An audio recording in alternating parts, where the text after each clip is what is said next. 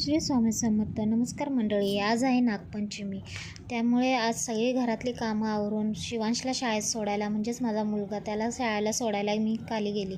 तेव्हाच परत येता वेळी मी नागाची मूर्ती, लाह्या, फुलं, पूजेचं साहित्य घेऊन आले, कारण मी आज घरीच पूजा करणार होते.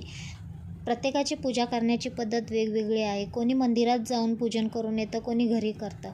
आमच्या गावी मला लहानपणीची गोष्ट मला आठवते. आम्ही वारुळाला जाऊन पूजन करून यायचो. आताही मुली वारुळालाच जातात. आमच्या इकडे भावाचा उपवास हा आज केला जातो नागपंचमी दिवशी. काही ठिकाणी भावाचा उपवास नागपंचमीच्या आदल्या दिवशी केला जातो, पण आमच्या गावी नागपंचमी दिवशी उपवास केला जातो. इथे मी माझी पूजा करून घेत आहे. तुम्हाला माहीत आहे का, सांगली जिल्ह्यात बत्तीसशिराळा हे गाव येतं. तिथे आज मोठी यात्रा भरली जाते. नागपंचमी दिवशी तिथे जिवंत नाग पकडून तिथे त्याची पूजन केलं जाते, पण आता सरकारने त्यावर बंदी आणली आहे. आमच्या गावावरूनही बत्तीसशिराळ्याला भरपूर लोक जायचे पहिले, पण आता तिथे बंदी आणल्यापासून लोक जायचे बंद झाले आहेत.